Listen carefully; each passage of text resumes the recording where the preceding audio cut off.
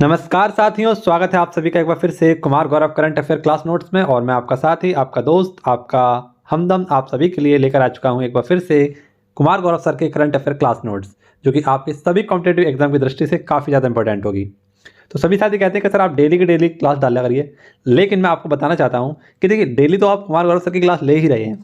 इसके साथ साथ अगर आप बेहतरीन रिवीजन करना चाहते हैं तो मेरे इस क्लास के माध्यम से आप जुड़ सकते हैं, जहाँ पर मैं बहुत ही शॉर्टकट तरीके से आपको सारा का सारा करंट अफेयर, उसके साथ साथ बनने वाले करंट अफेयर के जो भी स्टैटिक जी के क्वेश्चन होते हैं उनको बताता हूँ, और हमारे जो भी रिलेटेड क्वेश्चन होते हैं उनको भी मैं साथ में लेकर चलता हूँ। तो जो भी साथी कम समय में बेहतर रिवीजन करना चाहते हैं, मेरे साथ जुड़ने के लिए आप सभी लोग वो लाल रंग का जो बटन है आपको दिख रहा होगा, उसे दबा दीजिए। इसके माध्यम से आप मेरे साथ जुड़ सकते हैं।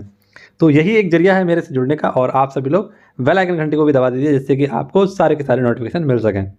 तो आइए साथियों, शुरुआत करते हैं। हाँ, तो मैं ये कहना चाहता था आप सभी के लिए कि आप रिवीजन करिए इस क्लास से, केवल बाकी की आप क्लास सर की लीजिए, और रिवीजन करने के लिए आप मेरे साथ जुड़िए। आरओ और एआरओ के बेहतरीन से फैक्ट आज आपके लिए लेकर आया हूँ, उन पर भी हम चर्चा करेंगे। बहुत अच्छे क्वेश्चन लेकर आया हूँ आप सभी के लिए। पूरी क्लास को अंत तक जरूर देखना, और क्लास कैसी लगी कमेंट बॉक्स में जरूर बताना। देखिए, पहला क्वेश्चन है आपका आरबीआई के कार्यकारी निदेशक बनाए गए हैं हाल ही में। ठीक है, आरबीआई के कार्यकारी निदेशक बनाए गए हैं, और आरबीआई के कार्यकारी निदेशक बने हैं मनोहर मिश्रा। ठीक है, याद रखना आप लोग। देखिए, आरबीआई की अगर हम बात करें तो इसका एक्ट आया था 1934 में। ठीक है, इसकी स्थापना हुई थी 1 अप्रैल 1935 में, और इसका राष्ट्रीयकरण हुआ था 1 जनवरी 1949 में यंग हिल्टन आयोग की सिफारिश पर। आयोग कर लीजिएगा यहाँ पर। आरबीआई से संबंधित और भी हम महत्वपूर्ण बात करेंगे, लेकिन यहीं पर एक और करंट अफेयर का क्वेश्चन है, उन्हें आप याद रखना। ये वाला क्वेश्चन है आपका, पूछा गया है सीबीआई के कार्यकारी निदेशक। तो सीबीआई के भी हाल ही में क्या बने थे, कार्यकारी, है ना। जो आपका सीबीआई है, इसके बने हैं प्रवीण मधुकर। इसको आपको याद रखना है। ये गृह मंत्रालय के अधीन होता है, कार्मिक जो मंत्रालय होता है आपका, और 1963 में इसकी स्थापना हुई थी। इसके हेड है वर्तमान में प्रवीण सूद। ठीक है, इस क्वेश्चन के आप लोग बहुत अच्छे ललन टॉप क्वेश्चन देखना, आपको मजा आ जाएगा। बहुत बेहतरीन से मैंने इनको तैयार किया है।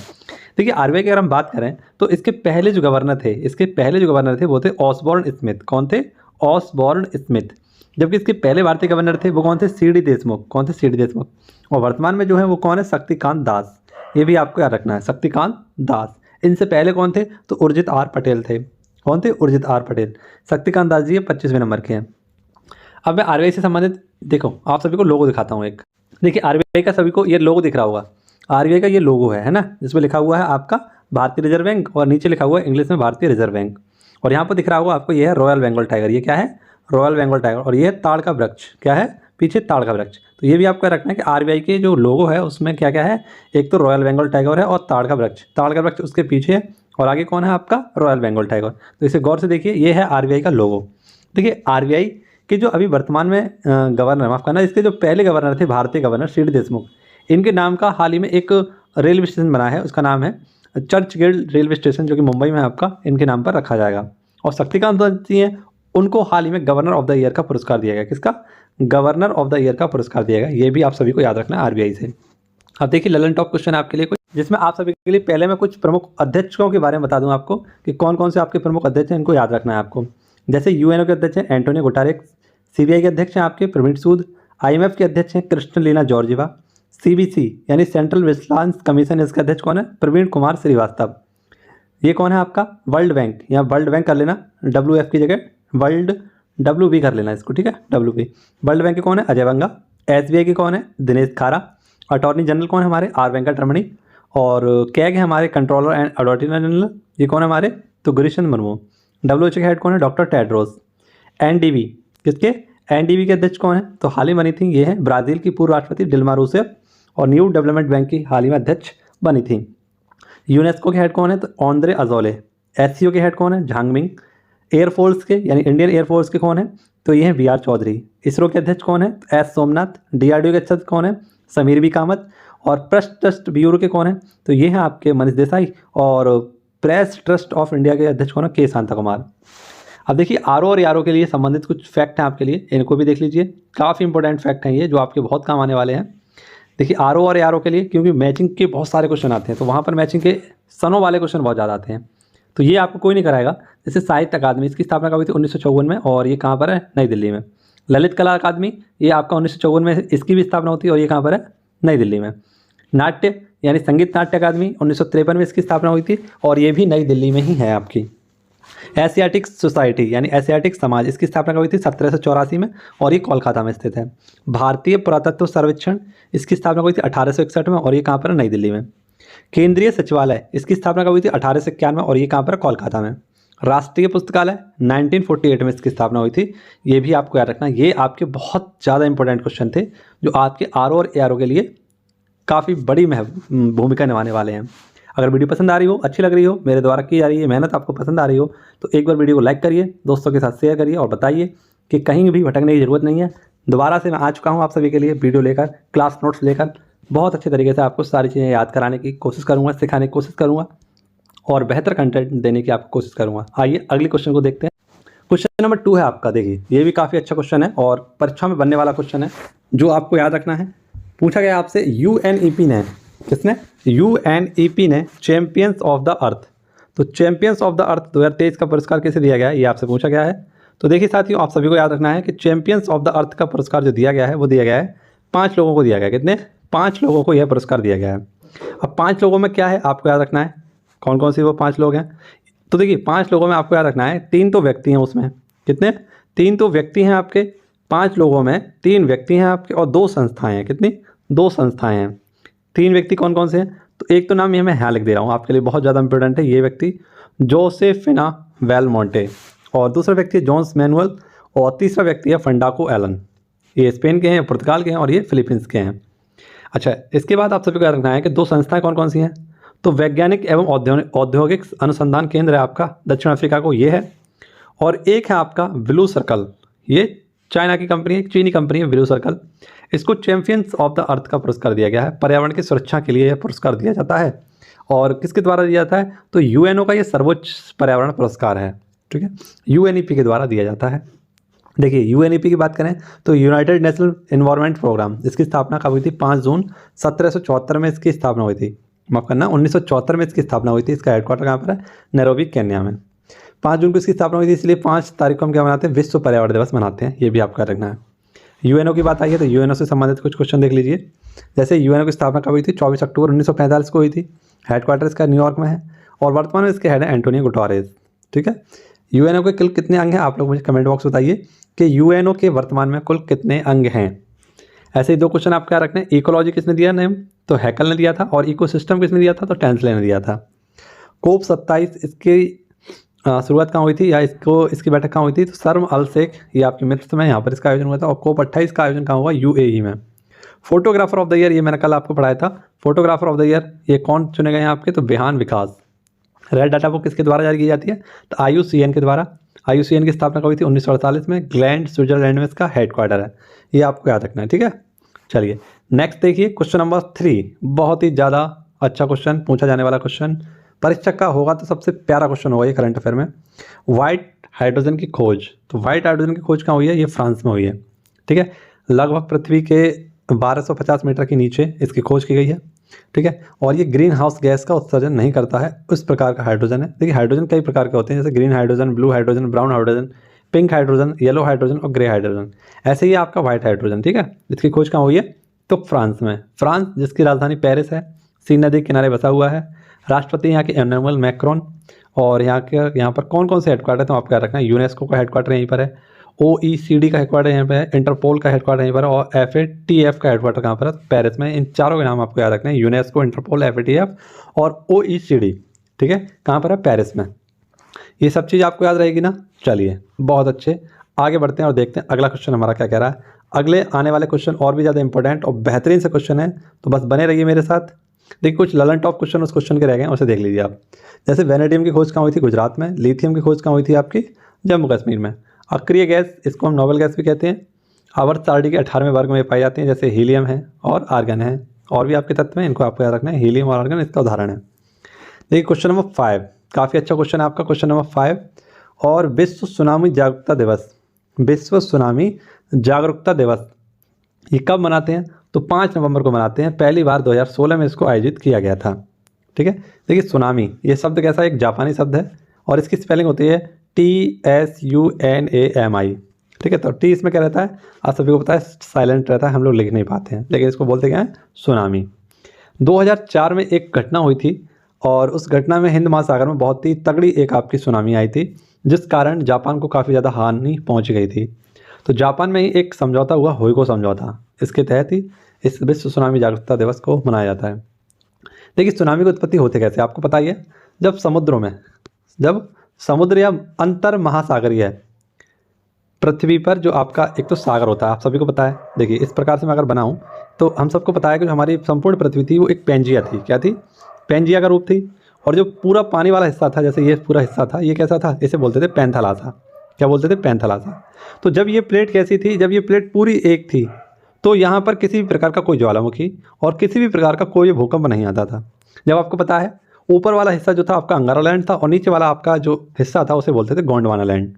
जब गोंडवाना लैंड और अंगारा लैंड अलग अलग हुए तो 7 महाद्वीपों का जन्म हुआ इससे, और पैंथालासा से आपके 5 महासागरों का जन्म हुआ। तो इसी प्रकार से आपको याद रखना है कि देखिए जब ये प्लेट छोटे छोटे भागों में टूट जाती हैं तो इनमें क्या होता है, नीचे मैग्मा होने के कारण, क्योंकि मैग्मा में क्या हो रहा है, हलचल हो रही है नीचे, और जब मैग्मा में हलचल होगी नीचे तो ये प्लेटें हिलती हैं आपस में। तो जब ये प्लेट हिलती हैं तो प्लेट को हिलने से ही क्या हो जाता है साथियों, प्लेट के हिलने से भूकंप आता है। और भूकंप में 3 प्रकार की तरंगें आपकी चलती हैं, प्राइमरी, सेकेंडरी और लव वेव चलती हैं, जिसमें सबसे ज़्यादा हानिकारक होती हैं आपकी लव वेव। तो उसके कारण होता क्या है कि जब वो सतह पर आता है, भूकंप जब सतह पर आता है तो उसे भूकंप कहते हैं, लेकिन वही भूकंप जब समुद्री तल पर आता है तो उसे सुनामी कहते हैं। और इसमें लगभग आपकी 400 मीटर तक की क्या होती हैं, 400 मीटर तक की आपकी जो लहरें हैं वो ऊपर उठती हैं। ठीक है, 400 मीटर क्यों, 4000 मीटर की लगभग आपकी ये लहरें ऊपर तक उठ जाती है, तो उसे हम सुनामी कहते हैं। सुनामी बहुत ही ज़्यादा हानिकारक है, इसीलिए इसकी थीम रखी गई है fighting inequality for a resilient future. इसकी क्या रखी गई? थीम रखी गई है। ऐसे एक क्वेश्चन आप सभी के लिए, इसमें कुछ महत्वपूर्ण क्वेश्चन आप क्या रखने हैं। विश्व बायोस्फीयर दिवस, तो विश्व बायोस्फीयर दिवस ये आपका 3 नवंबर को मनाते हैं और 2022 को इसे पहली बार मनाया गया था। देखिए जैसे मैंने आपको बताया रिंग ऑफ फायर, यहाँ पे इसे भी समझते हैं रिंग ऑफ फायर, ये वो क्षेत्र है जहाँ पर सर्वाधिक आपके क्या होते हैं, ज्वालामुखी और सर्वाधिक आपके भूकंप आते हैं। उस क्षेत्र को हमने एक नाम दिया है, इसका नाम है रिंग ऑफ फायर। ठीक है, रिंग ऑफ फायर ये शुरू होता है आपका उत्तरी अमेरिका, दक्षिणी अमेरिका के जो पश्चिमी तट है उससे स्टार्ट होकर इधर आ जाते हैं। अगर हम देखें तो फिलीपींस है आपका, लूजोन द्वीप है और एक आपका आर्केशियन द्वीप है, ऐसे होते हुए आपका न्यूजीलैंड तक पहुंचता है ना। तो ये पूरा का पूरा एरिया जो कहलाता है उसे हम रिंग ऑफ फायर कहते हैं।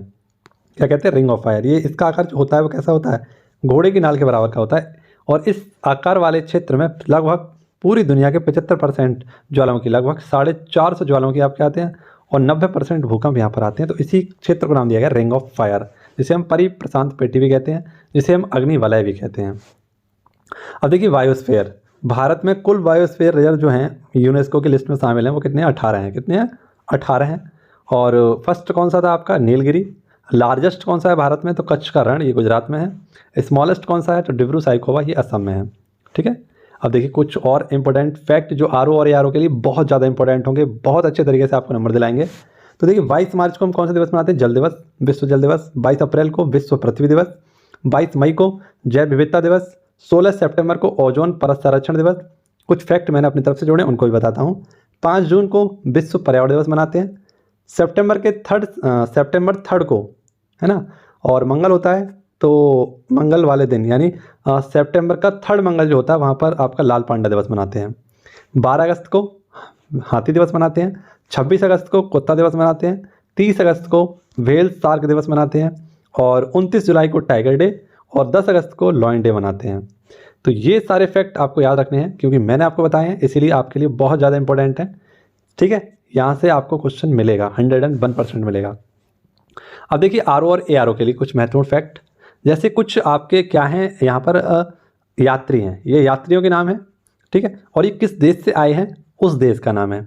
इसके बाद ये कब आए थे और किसके शासन काल में आए थे, ये मैं आपको अगली वीडियो में जब भी मुझे मौका मिलेगा तब बताऊंगा। लेकिन आज आपको याद क्या करना है? आज आपको याद करना है कि ये जो आपके विदेशी यात्री हैं ये कहाँ से आए थे। उसके बाद आपको सन भी याद कराऊंगा, इसके बाद कहाँ से आए थे ये भी याद कराऊंगा।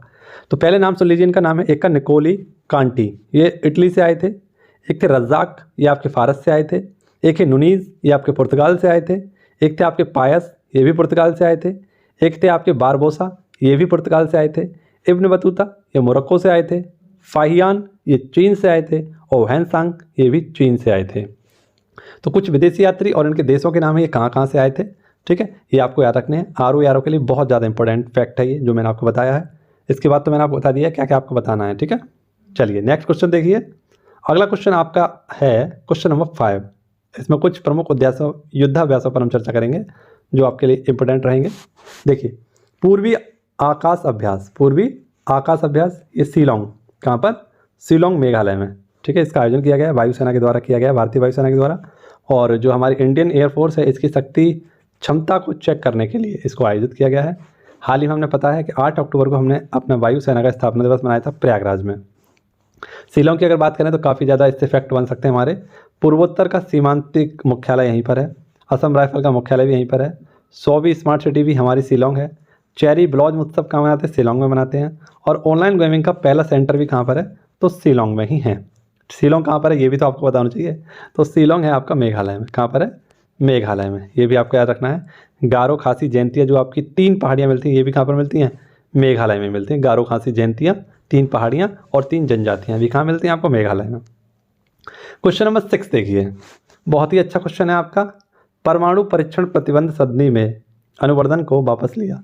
तो एक परमाणु परीक्षण प्रतिबंध संधि थी आपकी जो कब की गई थी आपकी, इससे पहले जानते हैं कहते क्या हैं इसको कहते हैं CTBT, व्यापक परमाणु परीक्षण प्रतिबंध। ये हिंदी में इसका फुल फॉर्म है, आप लोग याद रखना। और लागू कब हुई थी, 1996 में इसको लागू किया गया था। 187 देशों में इसमें शामिल थे, लेकिन 3 देश ऐसे थे जो इसमें शामिल नहीं थे। एक था आपका भारत, एक था पाकिस्तान और एक था उत्तरी कोरिया। ये 3 देश इसमें शामिल नहीं हुए। हाल ही में रूस ने भी इससे क्या कर लिया है, वापसी की अनुशंसा रख दी है। पुतिन के द्वारा यह मनाही की गई है, ठीक है। देखिए, रूस की क्रांति कब हुई थी, 1917 में। ये आपको याद रखना, बहुत अच्छा फैक्ट है। रूस की क्रांति कब हुई, 1917 में। कमेंट बॉक्स में आप मुझे बताइए कि चीन की क्रांति कब हुई थी, ठीक है। चीन की क्रांति कब हुई थी ये आपको बताना है कमेंट बॉक्स में। अब बात आई रूस की, तो रूस से संबंधित हम सारे फैक्टों पर चर्चा करेंगे। जैसे रूस की राजधानी क्या है, मैक्सिको। रूस यूरोप और एशिया महाद्वीप दोनों में पड़ता है, यूरेशिया में पड़ता है। जैसे मान लीजिए ये आपका रूस है, ठीक है, और ये वाला हिस्सा है जो हमारा एशिया का है, और ये वाला हिस्सा है आपका किसका है, यूरोप का है। तो जो यूरोप का कुछ हिस्सा है वो यूरोप में पड़ता है, माफ़ करना, रूस का जो कुछ हिस्सा है वो किस में पड़ता है, यूरोप में पड़ता है। इसलिए इनके मध्य एक सीमा बनती है जो काफ़ी ज़्यादा इंपॉर्टेंट है, आपको याद रखनी है। जो कौन किसके द्वारा बनती है ये सीमा, तो ये सीमा किसके द्वारा बनती है, सीमा को तो आप सब लोग जानते ही होंगे। सीमा हैदर वाली बात नहीं हो रही है यहाँ पर, सीमा बाउंड्री वाली बात हो रही है, यानी बॉर्डर वाली बात हो रही है। इसके बॉर्डर पर एक यूराल पर्वत है, एक काकेशस पर्वत है, और यहीं पर आपका रखना है यूराल नदी और कैस्पियन सागर। ये क्या करते हैं, सीमा बनाते हैं रूस और यूरोप के मध्य, यानी एशिया को अलग करने वाला, यूरोप से अलग करने वाली ये बॉडी है सारी की सारी जो मैंने आपको बताई अभी। तो ऐसे ही आप कर रखना है। ये विश्व का सबसे बड़ा देश है, कैसा है, विश्व का सबसे बड़ा देश है। मुद्रा इसकी रूबल है, और आपने सुना होगा ब्रिक्स की मुद्राओं में जो 5R वाली मुद्रा है उन्हीं में से एक मुद्रा किसकी है, रूबल भी है। झील कौन कौन सी यहाँ पर, बैकाल झील जो कि विश्व की सबसे गहरी झील है। पर्वत काकेशस पर्वत और यूराल पर्वत, ये एशिया और यूरोप को अलग करता है। यहाँ की सबसे लंबी नदी कौन सी है, तो वोल्गा नदी है। यूरोप की सबसे लंबी नदी है ये वोल्गा नदी, ठीक है। अब भारत ने भी कुछ परमाणु आपके परीक्षण किए थे। तो एक तो 1974 में किया था ऑपरेशन बुद्धा के नाम से, और एक 1998 में किया था ऑपरेशन शक्ति के नाम से। परमाणु परीक्षण भारत ने 2 बार किया है, ऑपरेशन बुद्धा और ऑपरेशन शक्ति, दोनों ही बात आपको याद रखनी है, काफ़ी ज़्यादा इंपॉर्टेंट है, ठीक है। तो ये रूस के बारे में भी हो गया आपका। अगला क्वेश्चन देखते हैं हमारा क्या कह रहा है, चीन की बेल्ट और रोड परियोजना में से अलग होने की घोषणा किसने की है। तो चीन की बेल्ट रोड परियोजना के बारे में आपने पढ़ा होगा, जिसे हम BRI कहते हैं, बेल्ट एंड रोड इनिशिएटिव, ये इसकी परियोजना है। और मैं आपको दिखाता हूँ ये क्या परियोजना है इसकी। जैसे आपको दिख पा रहा होगा इस फोटो के माध्यम से, इस मैप के माध्यम से, कि ये चाइना है, और चाइना के शिनजियांग से इसने एक स्टार्टिंग की है जिसको हम BRI, है ना, BRI belt and road initiative.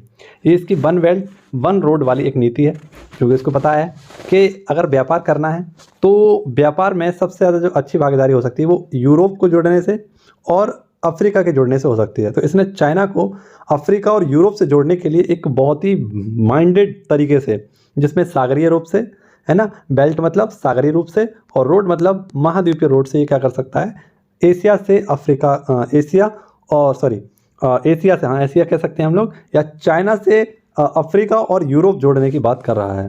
तो इसमें अलग हो गया है आपका फिलीपींस, इससे अलग हो गया आपका Philippines. Belt and road initiative से अलग कौन हो गया है, तो फिलीपींस अलग हो गया है। OBOR इसको हम कहते हैं, यानी कि वन बेल्ट वन रोड के माध्यम से जानते हैं। बेल्ट मतलब महासागर में जो आपकी होगी, और रोड मतलब ये आपके स्थल पर बनाया जाएगा। 2013 में इसकी ये नीति आई थी वन बेल्ट वन रोड की, और चीन को अफ्रीका और यूरोप से जोड़ने के लिए इसको लाया गया था। चीन की यहाँ पर काफ़ी बड़ी चाल है ये, ठीक है, लेकिन इसको समझने वाले ही समझ पाएंगे जो फिलीपींस समझ चुका है और इसके जाल से अलग हो चुका है, यानी वापस हो चुका है। देखिए फिलीपींस की अगर हम बात करें तो इसकी राजधानी है मनीला। और मनीला आपके लिए इम्पोर्टेंट क्यों है, तो देखिए जान लीजिए, ADB का मुख्यालय, एशियन डेवलपमेंट बैंक, इसका मुख्यालय कहाँ पर है, मनीला में है। अंतर्राष्ट्रीय चावल अनुसंधान केंद्र भी कहाँ पर है, मनीला में है। और मनीला में ही एशिया का नोबेल पुरस्कार, जिसे हम कहते हैं रेमन मैग्सेस अवार्ड, जो कि पहला 1958 में विनोबा भावे को दिया गया था और 2023 में रवि कन्नन को दिया गया है, ये यहीं दिया जाता है, मनीला में ही। यहाँ पर एक गर्त पाई जाती है जो कि प्रशांत महासागर की सबसे गहरी गर्त है, जिसको हम मैरियाना ट्रेंच के नाम से जानते हैं, ठीक है। और इसकी गहराई कितनी है, 11,022 मीटर इसकी गहराई, लगभग 11 किलोमीटर की ये क्या है, गहरी गर्त है। इसका सबसे बड़ा द्वीप कौन सा है, तो लुजोन द्वीप है, जो कि इसके सबसे उत्तर में है। यहाँ पर दो ज्वालामुखी, सक्रिय ज्वालामुखी पाई जाती हैं, एक ताल ज्वालामुखी और एक मेयन ज्वालामुखी है। क्योंकि मैंने आपको बताया कि जो फिलीपींस है ये किस में पड़ता है, आपका रिंग ऑफ फायर वाली बेल्ट में पड़ता है, इसलिए यहाँ पर आपके दो सक्रिय ज्वालामुखी, जिसका नाम है ताल और मेयोन। तो ये आपको याद रखना है। चाइना के बारे में हम जानते ही हैं, चाइना के बारे में पहले हम बात कर चुके हैं। चाइना की राजधानी बीजिंग है। यहाँ के राष्ट्रपति जो है वो कौन है, सी जिनपिंग है, इनका नाम याद रखना, सी जिनपिंग। और यहाँ के जो प्रधानमंत्री हैं इनका नाम है ली क्यांग। क्या नाम है, ली क्यांग, ठीक है। विश्व में सर्वाधिक जो जनसंख्या थी अब तक वो चाइना में थी, लेकिन अब चाइना दूसरे स्थान पर आ चुका है, ये भी आपको याद रखना है। चीन का शोक कौन सी नदी है, तो हुआंगो नदी है। चीन का शोक कौन सा है, हुआंगो नदी। और एशिया की सबसे लंबी नदी है यांगटेसी यांग, जो चावल की खेती के लिए बहुत ज़्यादा फेमस है। अब देखिए कुछ संस्था हैं जिनमें नए नए सदस्य जुड़े हैं आपके, जैसे G20 का नया सदस्य कौन बना है, अफ्रीकी संघ। NDB का नया सदस्य कौन बना है, मिस्र। SCO का नया सदस्य देश कौन बना है, ईरान। आसियान का नया सदस्य बना है तिमोर लेस्ते। IMF का नया सदस्य बना है अंडोरा। WHO का नया सदस्य बना है अफगानिस्तान। और सार्क का नया देश बना है कौन, अफगानिस्तान। ये भी आपको याद रखना है, ठीक है। नेक्स्ट क्वेश्चन, क्वेश्चन नंबर 8 क्या कह रहा है आपका, CBSE का नया कार्यालय कहाँ खुलेगा, तो सेंट्रल बोर्ड सेकेंडरी एजुकेशन, जिसकी हेड कौन है, निधि छिप्पर, इनका हाल ही में एक नया यानी CBSE का नया कार्यालय खुलेगा कहाँ पर, तो UAE में। कहाँ खुलेगा, UAE। और UAE में भी कहाँ खुलेगा, दुबई में। UAE की राजधानी क्या है, अबू धाबी। होप मिशन भी इनका है। और भारत के बाहर कोई IIT खुलेगा तो वो कहाँ खुलेगा, यहीं खुलेगा, UAE में। ICC का मुख्यालय कहाँ पर है, तो दुबई में ही है, ठीक है। ये भी आपको याद रखना है। एक और ज़बरदस्त क्वेश्चन आप सभी के सामने है, क्वेश्चन नंबर 9। देखिए प्रचंड, इसके बारे में आपने सुना होगा। ये हमारा क्या है, एक पहला स्वदेशी हल्का लड़ाकू हेलीकॉप्टर है आपका, जिसे HAL हिंदुस्तान एरोनॉटिक लिमिटेड के द्वारा बनाया गया है।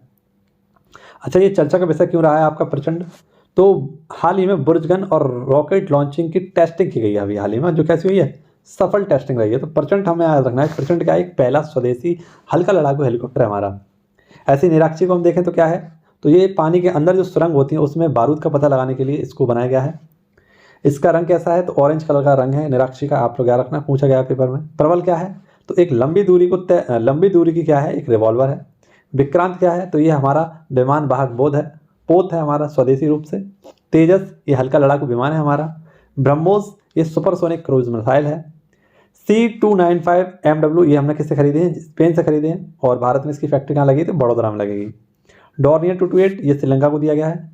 और भारत में हेलीकॉप्टर फैक्ट्री जो कि सबसे बड़ी फैक्ट्री होगी, ये तुमकुर कर्नाटक में स्थापित होगी। तो ये भी कुछ फैक्ट थे आपके RO और ERO के लिए, बहुत ज़्यादा इंपॉर्टेंट रहेंगे, इन्हें पढ़ते रहिए, आप सभी लोग लगाते रहिए।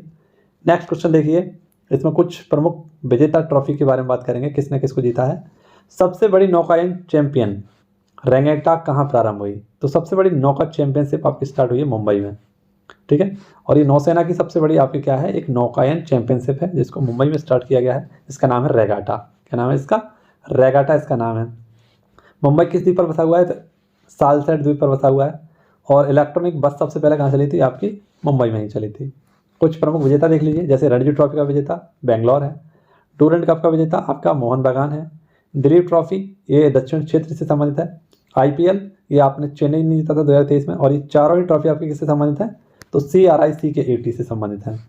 फीफा विश्व कप ये पुरुषों वाला किसने जीता है, अर्जेंटीना ने। और महिलाओं वाला किसने जीता है, स्पेन ने जीता है। हॉकी जो विश्व कप हुआ था ये किसने जीता, आपका जर्मनी ने। और विजय हजारे ट्रॉफी किसने जीती आपकी, तो ये सौराष्ट्र ने जीती थी, ठीक है। किसने जीती थी, सौराष्ट्र ने जीती है आपकी, ये भी आपको याद रखना है, ठीक है। देखिए अभी हमने बैंकों की बात की थी और बैंकों की बात आई है तो सारी की सारी बैंकों के बारे में हमें जानना चाहिए। तो एक बार पुनः से मैं आपका इसको रिवीजन कराता हूँ। देखिए श्रीलंका की त्रिकोमाली में किस बैंक की शाखा रखी गई है? तो हाल ही में मैंने बताया था आपको एसबीआई की। एसबीआई की स्थापना कब हुई थी? 1 जुलाई 1955 को। मुख्यालय कहाँ पर? मुंबई में। और इसके अध्यक्ष हैं दिनेश खारा। गोरेवाला समिति की सिफारिश पर इसकी स्थापना हुई थी। तो हाल ही में इसका जो एक शाखा खोला गया वो कहाँ पर खोला गया? श्रीलंका में। वित्त मंत्री निर्मला सीतारमण जी अभी हाल ही में श्रीलंका की क्या थी? तो श्रीलंका की विदेशी यात्रा पर थी, जिनको याद रखना है आपको, ठीक है। अब देखिए बैंकों की बात आई थी तो ये बैंक के बारे में जान लीजिए। जैसे आरबीआई के बारे में बता चुका हूँ, वैसे भी यंग हिल्टन आयोग या साइयाब की सिफारिश पर इसकी स्थापना की गई थी। और कब की गई थी? तो 1934 में स्थापना कब हुई थी? एक्ट कब आया था इसके? तो एक्ट आया था 1934, स्थापना हुई थी 1 अप्रैल 1935। राष्ट्रीयकरण कब हुआ? तो ये हुआ था आपका 1 जनवरी 1949 में। पहले अध्यक्ष कौन थे? Osborne Smith. पहले भारतीय अध्यक्ष कौन थे? सीडी देशमुख। और वर्तमान अध्यक्ष कौन है? शक्तिकांत दास। नाबार्ड बैंक ये ग्रामीण बैंक है। 12 जुलाई 1982 में स्थापना हुई थी 1981 के एक्ट से। शिवरमन समिति की सिफारिश पर आए थे। और हेड कौन है इनके? तो केवी साजी। कुछ बैंक आपके देख लीजिए कौन कौन सी बैंक हैं आपकी। जैसे पंजाब नेशनल बैंक की स्थापना 1908 में हुई थी, न्यू दिल्ली में स्थित है इसका हेडक्वार्टर। बैंक ऑफ बड़ौदा की स्थापना 1908 में हुई थी, गुजरात में इसका हेडक्वार्टर है। कैनरा बैंक 1906 में इसकी स्थापना हुई थी, बेंगलोर में इसका हेडक्वार्टर है।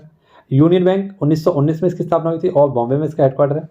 बैंक ऑफ इंडिया इसकी स्थापना कब हुई थी? 1906 में, इसका भी हेडक्वार्टर बॉम्बे में है। सेंट्रल बैंक ऑफ इंडिया इसकी स्थापना 1911 में हुई थी, मुंबई में इसका हेडक्वार्टर है। यूको बैंक 1943 में इसकी स्थापना हुई थी और ये कोलकाता में इसका हेडक्वार्टर स्थित है। बैंक ऑफ महाराष्ट्र इसकी स्थापना 1935 में हुई थी, पुणे में इसका हेडक्वार्टर है। एक्सिस बैंक 1993 में इसकी स्थापना हुई थी और मुंबई में इसका हेडक्वार्टर है। और बंधन बैंक 2015 में इसकी स्थापना हुई थी, कोलकाता में इसका हेडक्वार्टर है।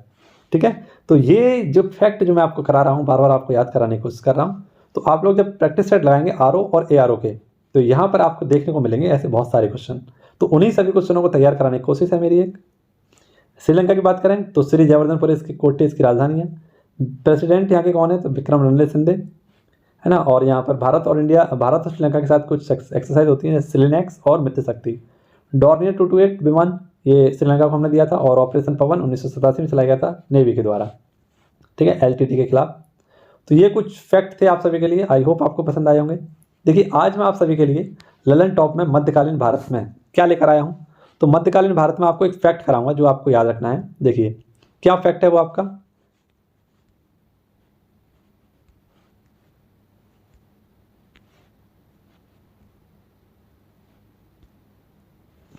मध्यकालीन भारत में आपको क्या कराऊंगा? इस्लाम धर्म क्या कराऊंगा? इस्लामिक धर्म।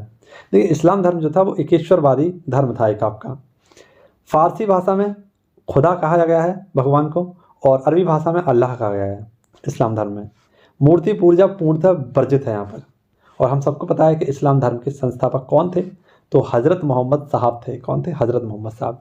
इनका जन्म मक्का यानी अरब में हुआ था। 29 अगस्त 1570 में इनका जन्म हुआ था, जो कि मक्का एक प्राचीन पवित्र स्थल है आपका।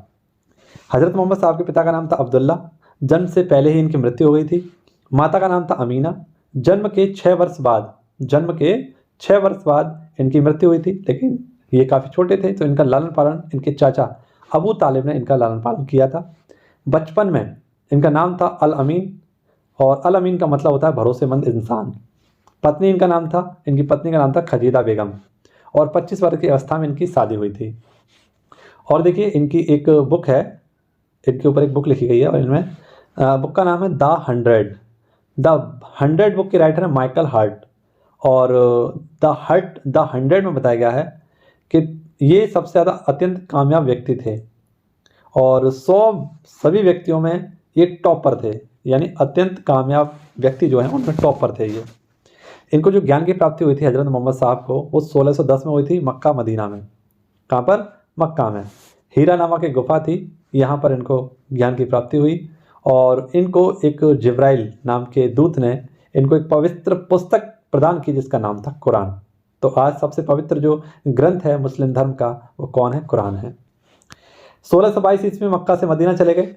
कहाँ चले गए? 1622 में मक्का से मदीना यात्रा पर चले गए और इस यात्रा को बोला गया हिजरत या हिजारत। और इसी 622 में इन्होंने हिजरी सम्मत की शुरुआत की और 1632 में मदीना में इनकी मृत्यु हो गई। ये आपको याद रखना है, ठीक है। ये कौन थे आपके?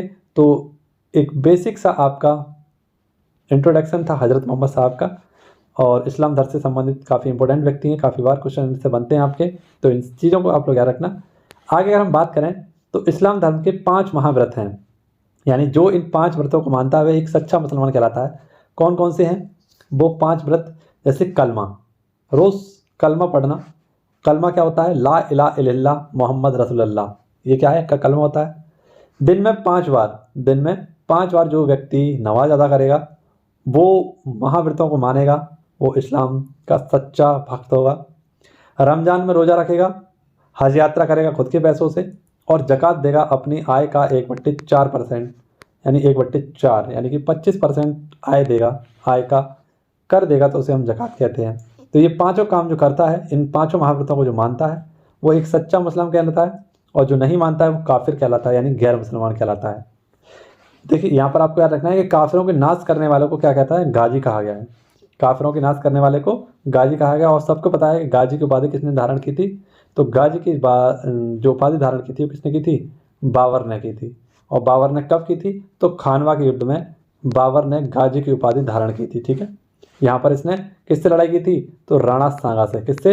राणा सांगा से यहाँ पर लड़ाई की थी, और यहाँ पर बहुत सारे बेकसूरों के सर काट कर उसने एक मीनार बनाई, और उस मीनार पर चढ़ गया, और उसके बाद गाजी की उपाधि धारण की। मोहम्मद साहब के उत्तराधिकारी को खलीफा कहा जाता था। क्या कहा जाता था? खलीफा। और मोहम्मद साहब की मृत्यु के बाद यानी 632 से 1661 तक इनके कौन उत्तराधिकारी बनेगा, इसके लिए लड़ाई होती रही। और इसके पहले अधिकारी बने थे, उत्तराधिकारी बने अबू बकर। उस्मान थे, इनकी हत्या कर दी गई, उमर की भी हत्या कर दी गई, लेकिन बाद में बचे अली। तो ये थे मोहम्मद साहब के दामाद, इन्हीं को बनना था वैसे उत्तराधिकारी, है ना। और इनके बेटे थे, इनका बेटे का नाम था हुसैन अली। तो हुसैन अली को बुलाया गया और धोखे से इनकी हत्या कर दी गई। तो जब इनकी हत्या कर दी गई तो देखिए क्या हुआ, इस्लाम धर्म 2 हिस्सों में बंट गया। एक था सिया और एक थी सुन्नी, है ना। ये थी सुन्नी और ये थी सिया। जो अबू बकर को मानते थे, यानी ऊपर वाले जो उत्तराधिकारी थे, जो बने थे धोखे से, है ना, बनना किसे था? अली को था। तो ये बने आपके सुन्नी मुसलमान, और एक बने आपके जो अली को मानते हैं वो बने सिया मुसलमान। ठीक है, भारत में जो सर्वाधिक मुसलमान हैं वो कौन से? आपके सुन्नी वाले। पाकिस्तान में भी आपके सर्वाधिक सुन्नी मुसलमान हैं, और सबसे बड़ी मुस्लिम देश जो है वो आपका कौन सा? इंडोनेशिया है। ठीक है, जो सुन्नी है वो किसको मानते हैं? वो मानते हैं अबू बकर को, और जो सिया हैं वो किसको मानते हैं? तो अली को मानने वाले हैं, सिया। तो आई होप आपको समझ में आया होगा ये सारे फैक्ट, और मुझे आशा है कि आप सभी को वीडियो पसंद आई होगी। आरओ और यारो से संबंधित ये मैंने कुछ फैक्ट आपको कराने की कोशिश की, और एक ये टॉपिक था आपका किसका? तो ये इस्लाम धर्म से संबंधित टॉपिक था जो आपको याद रखना है। तो चलिए, वीडियो कैसी लगी आप सभी को कमेंट बॉक्स में बताना है। मिलते हैं आप सभी से कल इसी समय पर। धन्यवाद, तब तक के लिए खुश रहें, मस्त रहें, व्यस्त रहें और पढ़ते रहें। जय हिंद, जय भारत। सब्सक्राइब करना ना भूलें, ठीक है।